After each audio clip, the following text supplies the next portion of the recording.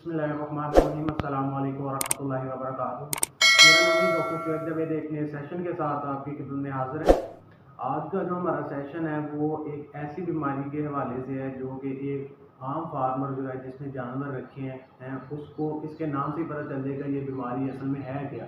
इसके नाम से पता चल जाता है कि ये इस बीमारी के अंदर होता क्या है। ये जो बीमारी है ये कहाँ पे जाके इफेक्ट करती है। इस बीमारी का नाम है जी मुंह खुर, फुट एंड माउथ डिजीज़, जिसे हम FMD भी कहते हैं, मुंह खुर भी कहते हैं। इसके नाम से जैसे ज़ाहिर है मुंह और खुर, यानी कि मुंह और खुर की बीमारी। ये बीमारी जो सूंघदार जानवर होते हैं उनकी एक मुतअद्दी बीमारी है और ये एक वायरस की वजह से एक जानवर से दूसरे जानवर में मुंतकिल होती है। इस बीमारी का जो वायरस है, इस वायरस का नाम है जी एप्टो वायरस और इसकी कई इकसाम हैं। इसकी इकसाम के अंदर SAT1, SAT2, SAT3, O, A and C। इसके अलावा एशिया 1 है। ये जो तमाम इकसाम है मुदाफ़ती एतबार से एक से दूसरे यानी कि कदरे मुख्तलिफ हैं। और जो पाकिस्तान यानी कि एशिया के अंदर मोस्टली अटैक करती है उसके अंदर जो SAT1 है इसकी इकसाम, वो ख़ास तौर पे एशिया के अंदर जानवरों को अटैक करती है। ये बीमारी मुतासरा जानवरों से जो है छूत के ज़रिए एक जानवर से दूसरे जानवर के अंदर मुंतकिल होती है। इसके अलावा मुतासरा जानवर का गोश्त, दूध, लुआब दहन जो जानवर का थूक होता है, इसके अलावा जो मसनूई तरीक़े नस्ल कशी होती है इस बीमारी के फैलाव का सबब बनती है। मुंह खुर का वायरस जो है वो ये दूसरा सांस के रास्ते जानवर के जिस्म में दाखिल होता है और बीमारी पैदा करता है। इसके अलावा इसके जो सिम्टम्स हैं वो आपको बता देता हूँ। इसके जो सिम्टम्स हैं, अलामात जो हैं वो सबसे पहले जानवर को 105, 6 या 7 डिग्री फ़ारेनहाइट तक जानवर को बुखार होता है। इसके अलावा अगर कोई जानवर जो दूध ज़्यादा देता है यानी कि 30 लीटर पर डे वो दूध दे रहा है, उसका जो जानवर का जो दूध का ड्रॉप है वो बिल्कुल नीचे आ जाता है, यानी कि 5 से 6 किलो की एवरेज वो देना शुरू कर देता है। इसके अलावा जानवर के मुंह, होंठ, जो ज़ुबान है और इसके अलावा जो तालू है, जानवर के सारे मुंह के अंदर जो है वो छाले निकल आते हैं। इसके अलावा दूसरे नंबर पे जो है जानवर मुंह में छालों की वजह से जानवर जो है वो खा पी नहीं सकता और जानवर के मुंह से जो है वो थूक जो है वो निकलना शुरू हो जाता है। इसके अलावा आप जानवर को अगर 105-6 डिग्री फ़ारेनहाइट पे बुखार हो तो जानवर के मुंह से जो है वो थूक निकलना शुरू हो जाता है। तीसरे नंबर पे जानवर के खुरों, जानवर के हवाने और जानवर के थनों पर दाने निकल आते हैं जिसकी वजह से जानवर लंगड़ा कर चलता है।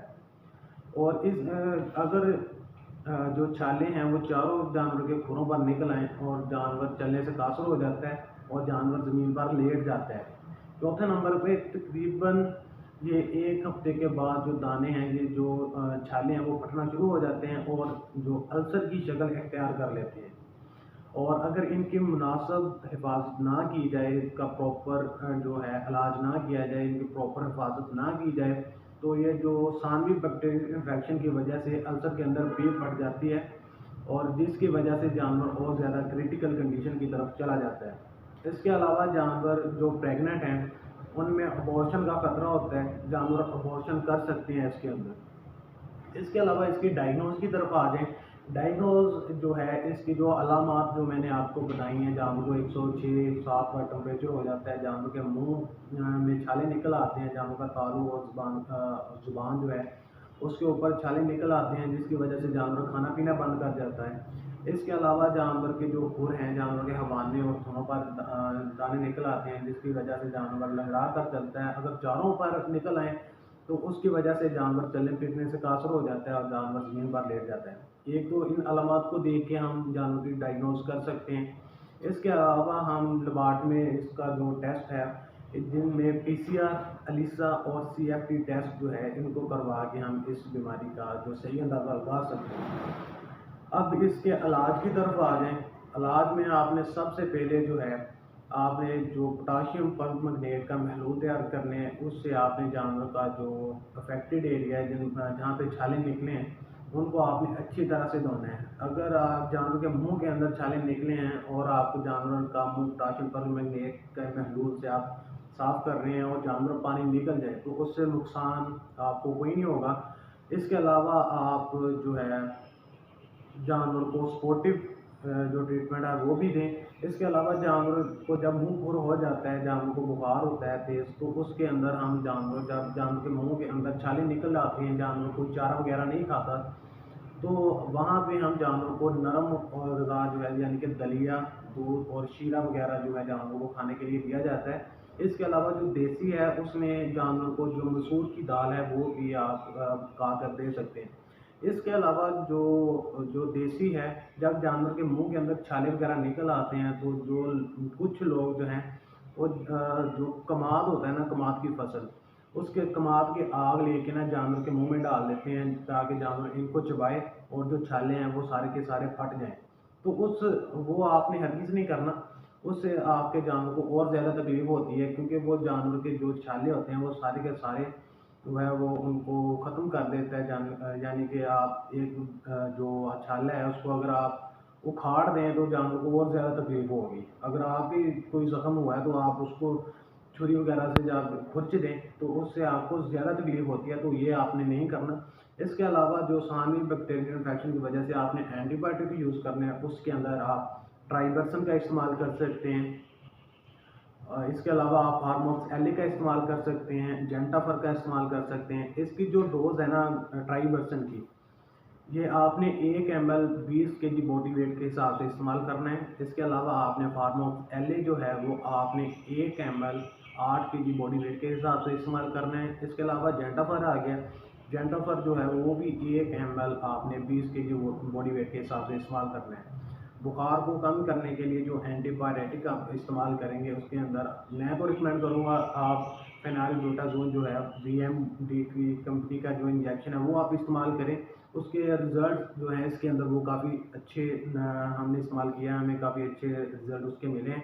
इसके अलावा आप डिक्लोरान का इस्तेमाल कर सकते हैं, आप डिक्लोस्टार का इस्तेमाल कर सकते हैं, डिक्लोफेनिक सोडियम जो है वो भी इस्तेमाल कर सकते हैं, लॉक्सन वगैरह का इस्तेमाल कर सकते हैं। फेनाइलब्यूटाजोन जो है वो आपने बड़े जानवर का, अगर आपके जानवर का जो बॉडी वेट है 300 से 350 किलोग्राम है, तो आप 20 से 25 ml जो है फेनाइलब्यूटाजोन उसका इस्तेमाल करें। डिक्लोस्टार है वो आप 20 से ml इस्तेमाल कर सकते हैं, 20 से 30 ml भी इस्तेमाल कर सकते हैं। कीटोजैक इस्तेमाल कर सकते हैं 20 से 25 ml, डिक्लोरान भी आप 20 ml इस्तेमाल कर सकते हैं।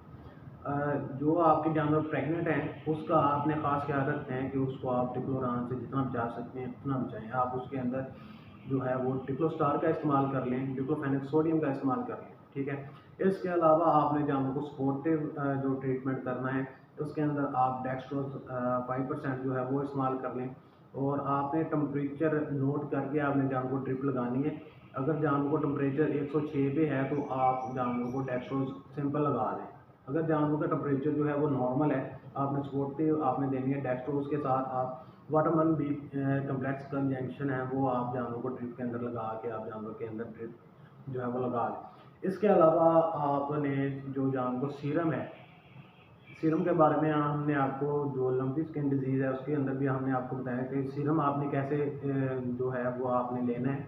जो भी आपका जो जानवर है मुंह खुर की बीमारी के अंदर मुब्तला हुआ और बाद में वो ठीक हो गया, उसके अंदर आपने क्या करना है, जो जानवर सेहतमंद हो चुका है उसका आपने 500 ml ब्लड लेना है, यानी कि हाफ लीटर आपने उसका ब्लड लेना है। और किसी भी इंसानों वाली लेबॉर्ट्री आपके पास है या फिर आपके पास जो एनिमल की लेबॉर्ट्री है वो आपके पास है, तो आप वहाँ पे जाके उस जानवर का खून दें जो सेहतमंद जानवर है, तो वो आपको तकरीबन 500 ml में से 110 या 20 ml जो है आपको सीरम बना के आपको दे देंगे। आपने 50 ml जो है सीरम जो है वो आपने जानवर को लगा देना है, और ताकि आप इस जो बीमारी है उससे आप जल्द से जल्द छुटकारा हासिल कर सकें। जो सीरम है आपने जो जानवर आपका अफेक्टेड है जो ठीक नहीं हो रहा है उसके अंदर आपने इस्तेमाल करना है।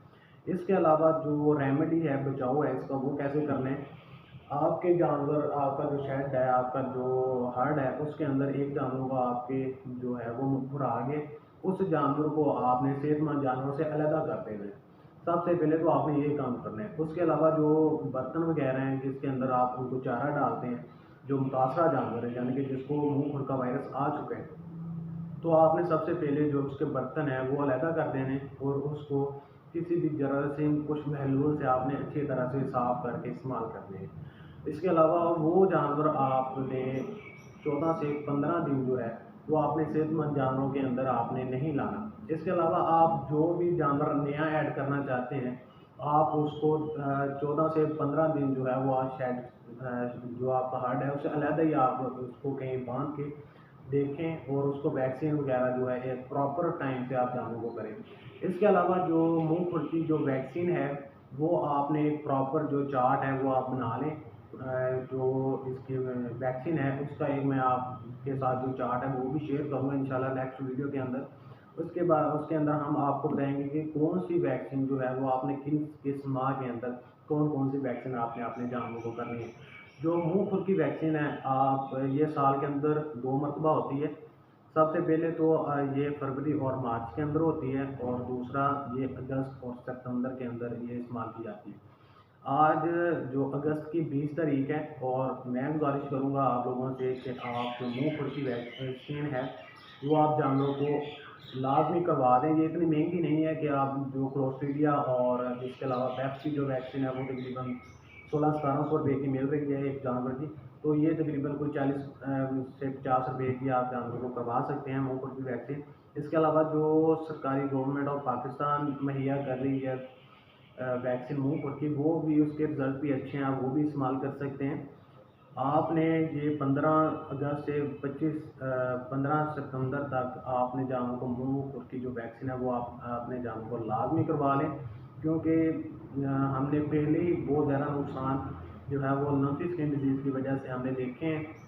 क्योंकि हमने उसका प्रॉपर उसको हमने बहुत ईजी लिया है, उसका प्रॉपर हमने जो हिफाजती इक़दाम हैं वो नहीं किए, जिसकी वजह से हमें जो बहुत ज़्यादा जानवर जो हैं वो हमने देखे हैं जो जानवर हमसे ज़ाया हो चुके। इसके अलावा जो जानवर हम जिन जानवरों को हम देखते हैं, हम जो मेरे पास जो फार्म हैं जो जानवर जिनको मैं ट्रीटमेंट करता हूँ उनको हम सबसे पहले तो हम उनकी जो वैक्सीन है वो प्रॉपर टाइम के मुताबिक टाइम टेबल के मुताबिक हमने टाइम बनाया हुआ है, टाइम टेबल बनाया हुआ है उसके मुताबिक हम जानवरों को वैक्सीन जो है वो हम लाजमी कर देते हैं ताकि क्योंकि इसका बचाव है जितना हम बचाव कर सकते हैं उतना ही हमारे लिए अच्छा है। क्योंकि इसकी वैक्सीन जो है वो इतनी ज़्यादा महंगी नहीं है, तो आपसे गुजारिश है कि आप जितनी जल्द हो सकता है इसकी वैक्सीन करवा लें।